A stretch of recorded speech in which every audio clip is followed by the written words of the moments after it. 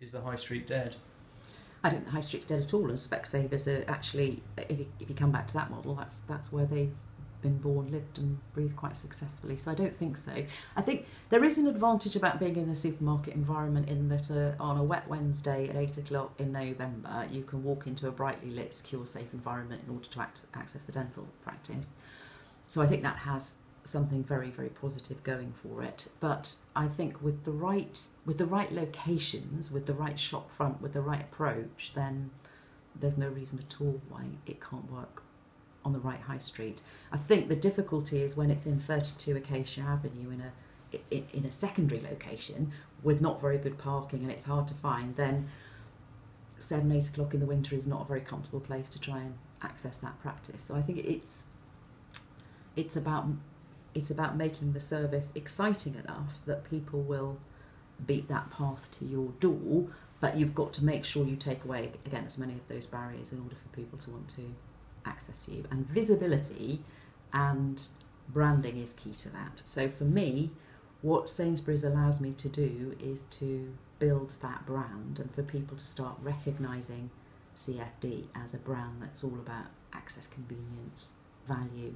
niceness, empathy, warmth, all of those things that we want to try and create, and then for us to be able at some point to migrate that into the right high streets becomes quite possible because you have brand recognition. What I found quite interesting, again, when I started, was that you talk to people about health brands or optical brands and they will quote you many. You ask them about a dental brand and they can't. They don't seem to exist as far as they're concerned. So, I'm very keen that we try and achieve that. How about retail parks? Not convinced about retail parks. Again, I've been involved with them over the years many times. Retail parks tend to be an occasional visit rather than a regular visit. So some can be more regular, but if you take what you're doing in a supermarket is you've got people that are habitually using that either every day because they come in for lunch, or every week because they do their weekly shop, or at least every 2 or 3 weeks because they do their regular shops. So you've got that repetitive visit going on. The difficulty in other retail formats, like a department store or a retail park, is that it's a less frequent visit.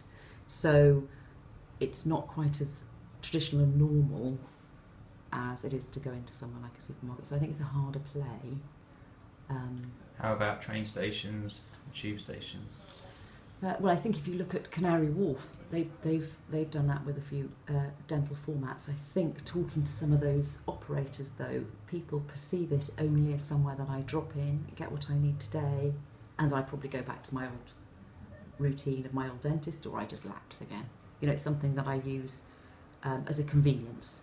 I'm not joining the club, and I want people in CFD to join the club, to be with us in 10 years' time and 15 years' time. It's not about drop-in dentistry.